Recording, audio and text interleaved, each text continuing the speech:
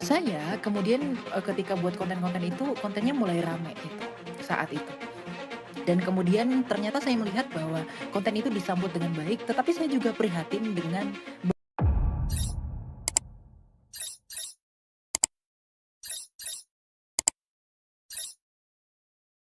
Saya mau tanya ini, ya.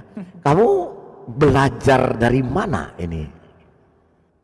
Semua apa yang kamu tunjukkan, ya. Saya lihat videonya luar biasa, ya. Saya salut, ya.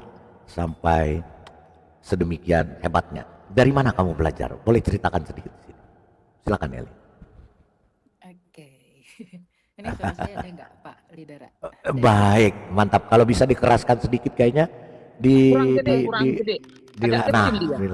agak Oke. besar ya. Coba saya setting juga dari sini. Mungkin Oke, ini ya. bagaimana? Sudah adakah Good atau now, yes. Mantap, Good, good, mantap, mantap. good. Silakan, Elia. oke, ternyata kurang dekat dia. Kurang dekat. Silakan. Bagaimana? Oke. Silakan, silakan. Jadi kalau ya shalom dulu ya semuanya ya teman-teman ya, salam Kristus Raja, selamat datang di live-nya Bapak Lidara. Ini live yang mungkin memberkati kita sekalian ya, dan mungkin ada beberapa kesalahpahaman yang harus kita jabarkan, tetapi apapun itu, semuanya hanya untuk kemuliaan Allah kita di dalam Kristus Yesus Tuhan. Nah, berkaitan dengan yang ditanyakan oleh Bapak Lidara, dari manakah saya belajar? Saya adalah tipikal orang yang suka membaca. Saya suka membaca, saya suka belajar. Awal mula saya menggunakan TikTok itu awalnya untuk edukasi bidang keuangan. Karena saya adalah anak yang berkecimpung di bidang keuangan. Secara khusus tentang ini di investment ya, investing. Nah, saya kemudian ketika buat konten-konten itu, kontennya mulai rame itu saat itu. Dan kemudian ternyata saya melihat bahwa konten itu disambut dengan baik, tetapi saya juga prihatin dengan beberapa hal. Yang pertama itu adalah ketika saya melihat di TikTok itu banyak sekali serangan terhadap iman kekristenan. Banyak sekali serangan itu. Dan yang saya lihat di komentar dan apa yang dilakukan di sana itu banyak orang Kristen yang tersandung. Banyak dari mereka yang kemudian oh ternyata begitu ya. Jadi mereka salah paham dengan iman kita. Nah, sejak saat itu saya bergumul dalam hati bahwa bagaimana ya caranya saya itu membantu teman-teman seiman saya agar mereka tidak salah paham dengan iman ini. Nah, kemudian saat itu saya mulai mencari-cari, saya belajar, saya cari sumber belajar. Nah, ada kebetulan beberapa sumber belajar saya. Yang pertama itu ada dari Ibu Rita Wahyu, eh, Ibu Rita Wahyu ya, seorang pengajar Ibrani. Saya belajar dari beliau untuk teks-teks Ibrani dan lain-lain. Kemudian saya belajar dari Bapak Bambang Nursena. Saya bukan murid resmi beliau ya. Saya belajar dari YouTube-nya. Nah, kemudian juga saya belajar dari Bapak Esra Soru, saya belajar dari Bapak Stephen Tong, saya belajar dari Bapak Budia Sali, saya juga belajar dari Romo Daniel Biantoro. Jadi baik Protestan atau Kekatolikan dan juga Ortodoks itu masing-masing saya pelajari. Nah, kemudian saya menemukan suatu konklusi atau kesimpulan bahwa ternyata kita satu. Satu di dalam pemahaman iman yang primer dan fundamental. Nah, ketika saya pelajari itu, saya semakin memahami bahwa iman kita ini adalah iman yang benar-benar tervalidasi. Tidak hanya sekedar mengimani, namun juga iman yang disokong kuat oleh data-data sejarah. Yang membuktikan bahwa hal ini menjadi indikasi bahwa Tuhan dan Allah kita itu menghidupi sejarah. Dan itu benar. Nah, ketika saya semakin cinta dengan Tuhan, kemudian saya belajar lebih jauh, belajar lebih dekat lagi, kemudian saya melakukan apologetika. Dan saya mulai berapologetika, saya mulai stitch video-video yang mulai salah paham dengan iman kita, ya. Kemudian saya meresponi mereka, memberikan jawaban-jawaban yang sekiranya dibutuhkan. Dan ketika saya melakukan itu, tiba-tiba akun saya semakin ramai. Dan ketika akun saya semakin ramai, saya melakukan strategi bagaimana caranya Injil ini diberitakan bagi dunia.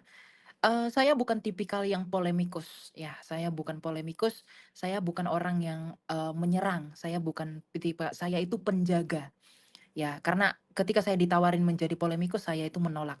Karena bagi saya tidak ada gunanya hal-hal yang seperti itu untuk berpolemik, karena polemik itu saya pikir hanya menimbulkan kalah menang saja. Tapi kalau saya itu hanya untuk memberitahukan agar kalaupun tidak ada yang masuk, tapi setidaknya tidak ada yang keluar, hanya karena kesalahpahaman. Jadi itu yang melatar belakangi kenapa saya belajar, seperti itu. Dan tentu, saya bukan dari latar belakang pendidikan teologi ya, saya belajar sendiri, otodidak dengan berbagai sumber dan juga, partner belajar. Dengan dengan berbagai apologet saya juga, ditambah ilmu pengetahuan dan di komunitasnya. Begitu, Pak Lidera. Haleluya. Ya. Luar biasa ya. Ya, eh, ini kiranya juga bincang-bincang kita di sini menjadi inspirasi bagi anak-anak muda, ya, pemuda-pemuda kita, supaya kita, mereka, ya, khususnya pemuda-pemuda bisa mencontoh luar biasa. Memang itu ya yang termasuk saya sendiri belajar dan terus belajar walaupun sudah tua, ya. Memang belajar itu tidak ada kata tua, dan saya sangat salut dan saya hormati luar biasa Elia, bahwa kamu sudah sedemikian luar biasa, dan itu pasti saya yakin tidak terlepas daripada Roh Kudus yang sudah menjamah Elia, luar Pasti biasa. pasti. Amin. Iya. Ya, sebelum kita lanjut ya, sebelum kita lanjut lagi, mungkin banyak nanti ada ini om-om, tante-tante yang akan bertanya ya. Kalau saya dengar dari Elia ini seumur sama anak saya soalnya, jadi jadi Waduh, saya masih 19 amin. tahun Pak Lidera, anak Bapak berapa umur? 19 tahun. Kayak saya. Haleluya, darah Yesus. Amin. Luar biasa. Anak saya malah lebih tua. Elia, tapi itulah Tuhan Yesus Iya, tidak melihat umur. Tuhan Yesus tidak melihat rupa. Tuhan Yesus tidak melihat jabatan. Tadi Walida, Elia sudah menceritakan. Ya, ya. Pak. Karena saya ditunggu Raja Salman mau makan ayam geprek, saya Oke. sengaja ya. Oke, Saya silakan. sangat, saya sangat salut ya. Saya ngikutin TikToknya waktu dipanggil Dokter Richard dan lain-lain ya, Elia. Salam kenal, saya Heri. salam kenal Pak. Ya baik. Saya tukang pukulnya Pak Lidara ya. Salam kenal. Oke. Tukang pukul teng-teng gitu ya. Oke, lanjut, silakan. Sekitar 5 tahun lalu, waktu masih zaman saya Facebook, saya belum tahu YouTube, saya pernah menyampaikan bahwa ini era kebangkitan apologis, para apologet. Doa harapan saya dan saya melihat saat ini telah bermunculan apologet-apologet muda yang pinter-pinter, Pak. Salah satunya Elia ini. Luar biasa. Dan ini dorongan untuk anak muda. Sekarang susah loh Pak cari anak muda yang mau melayani karena banyak hedonisme dan lain sebagainya. Tetapi saudara-saudara sekalian, ingat ya, informasi dunia dan pengetahuan itu hanya sejauh jempol. Dan untuk para kadrun, saya juga setuju kita tidak sedang berpolemik, tapi menggunakan hak jawab dan hak untuk menjelaskan dan maju terus Elia, eee, dengan talenta dan kapasitas Tuhan yang percayakan. Dan mari kita Iya, semua melakukan dengan prinsip do your best without thinking that you are the best. Karena pasti Tuhan punya, urapan khusus lah untuk Elia. Saya sangat salut, ada padamu tidak ada pada yang lain. Saya mendukung itu. Dan, saat ini kesimpulan saya bermunculan yang muda-muda itu kita-kita yang sudah berumur, saya sih nggak tua ya, cuma Pak Lidar aja yang tua, hanya lebih berumur aja. Iya, iya, iya, iya. Saya terima memang sudah kontraknya. Iya. Ya, lanjut. Kami-kami ini sangat welcome dengan anak muda, bahkan mendorong dan, oh kalian ini eranya kalian, betul nggak Pak Lidara? Eranya kalian. Amin, Iptek amin, amin, milik betul. kita, iptek milik kita, yang saat ini dunia setan itu sedang stres. Mereka sudah tidak bisa menggunakan data dan fakta lagi. Mereka tidak bisa menggunakan data dan fakta sejarah. Yang mereka bisa lakukan adalah klaim dan dusta.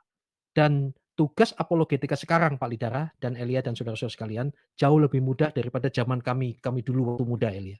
Kenapa? Saat ini tinggal menjawab kebodohan-kebodohan mereka, kesalahpahaman mereka. Luar biasa dengan keberanian maju terus di dalam Tuhan ya Elia. Doa saya kamu dipakai Tuhan dengan luar biasa. Ini menjadi contoh untuk anak muda. 19 tahun ya.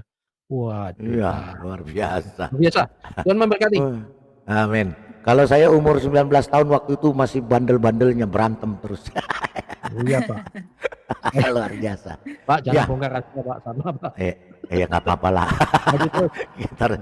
Baik, sebelum kita lanjut ya, jadi itulah ya Elia, kita salut dengan talentamu, terus jalankan. Saya juga salah satu beberapa kali saya Zoom dan dengan Pak Bambang Nursena, bahkan kita akan ke sana waktu itu, tapi karena beliau ada di luar kota, dan saya juga banyak belajar dari mereka. Kurang lebih apa yang Elia sampaikan ya sama pelajarannya, makanya bahasa Ibrani semuanya ya kita pelajari. Bahkan saya juga mengkoleksi buku-buku, bahkan ketika saya ke Israel yang pertama kali saya cari adalah buku berbahasa Ibrani. Ya, sebelum lanjut juga saudara-saudaraku yang di live chat, Elia Myron ini sudah saya tanyakan, salah satu yang akan kita bawa untuk ke tanah perjanjian Israel untuk mendukung apa yang dilakukan oleh saudara kita Elia Myron, supaya apologet dan pemberitaan firman Tuhannya lebih mantap lagi dan bisa dilakukan dengan baik dan benar. Ya Elia Myron, jadi saya sudah tanyakan juga, tapi untuk lebih afdolnya saya akan menanyakan juga di sini supaya yang di live chat juga mendengarkan sendiri. Elia Myron bersedia nanti kita berangkat ke Israel pada bulan Maret nanti? Di bulan Maret, iya saya bisa Pak. Amin, haleluya, haleluya, Ya. luar biasa.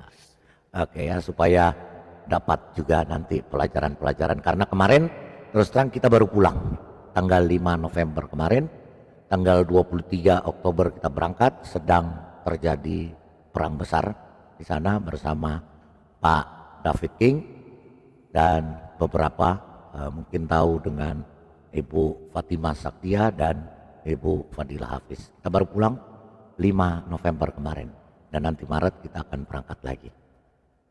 Elia Myron salah satu pesertanya, luar biasa. Haleluya. Tuhan Yesus memberkati.